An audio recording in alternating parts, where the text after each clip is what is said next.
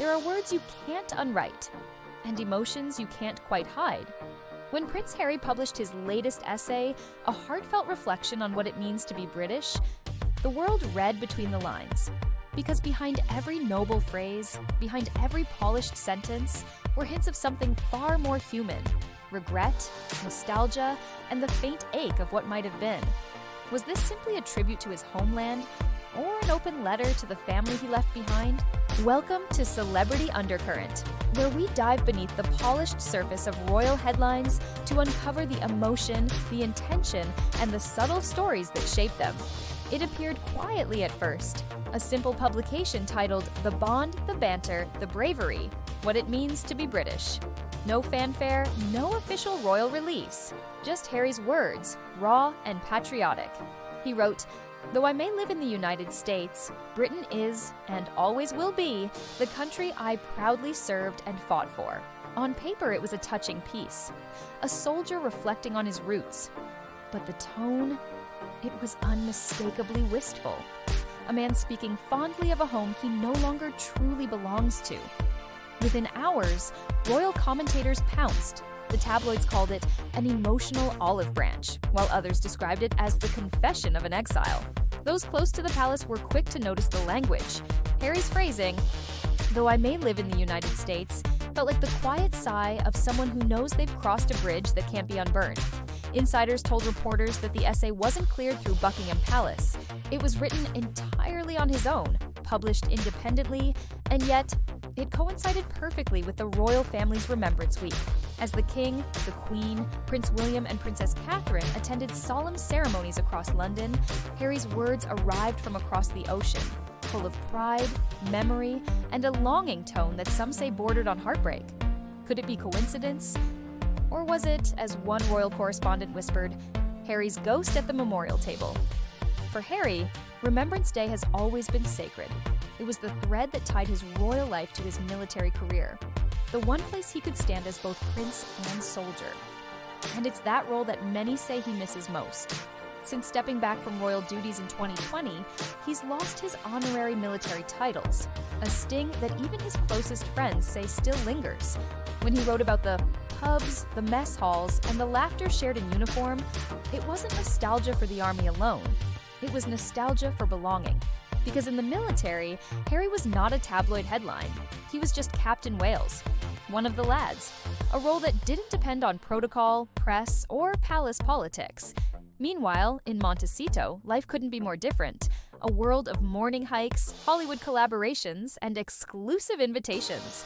The man once known for marching in step now rubs shoulders with producers and power players. But even amid the California sun, the shadow of Windsor stretches long. Royal insiders have quietly noted that Harry's tone has shifted.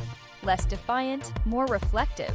The fiery rebel who once spoke of breaking free now writes about duty, heritage, and the pride of service. Some British tabloids ran with it instantly. "Prince Harry misses home," blared one headline. Another simply called it remorse in print.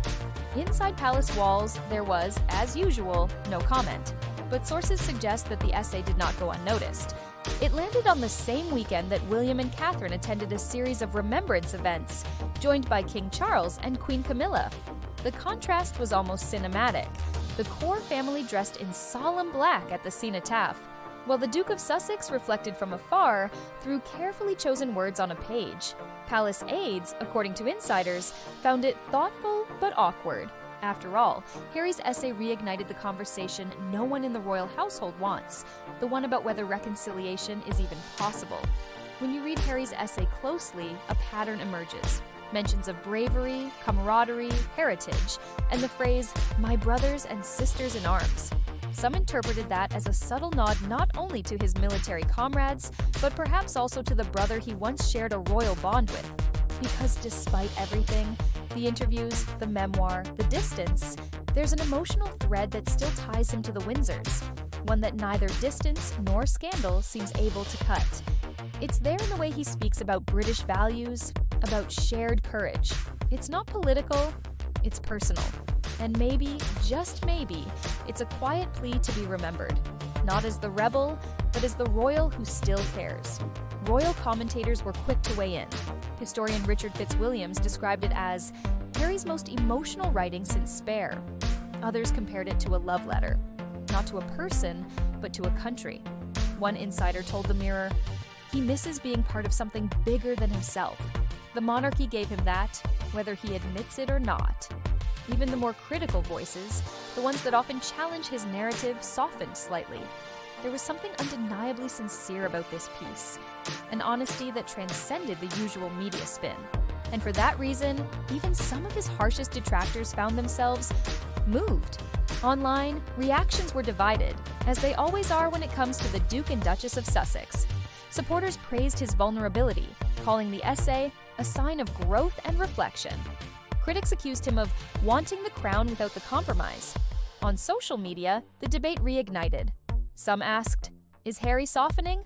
Others argued, "It's too little, too late." But perhaps the truth lies somewhere in between. Because this wasn't the defiant Harry of interviews past. This was a man remembering what it felt like to belong. And that, more than any press headline, is what caught the public's attention. This essay comes at a time when the monarchy is quietly shifting.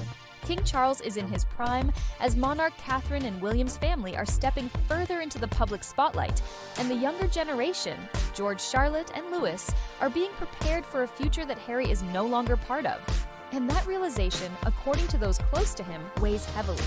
Because every year that passes, the royal family grows into its next chapter, without him in the cast. Some say he'll always be welcomed privately. Others aren't so sure. The bridge between Windsor and Montecito has not burned entirely, but the distance grows with every headline, every decision, and every essay written from afar. And that brings us to the heart of this story. Beneath the polished prose and patriotic tone lies an emotion that every human can understand: the longing for connection, for purpose, for identity. Harry's essay isn't just about remembrance, it's about remembering himself.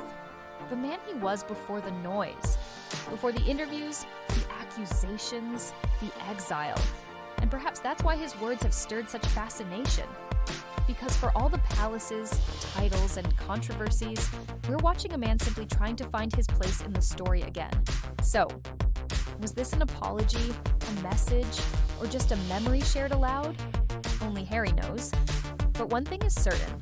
It's hard to let go of a crown when it was once the weight that defined you. And maybe, just maybe, the boy who once saluted at his mother's funeral is still saluting the idea of home.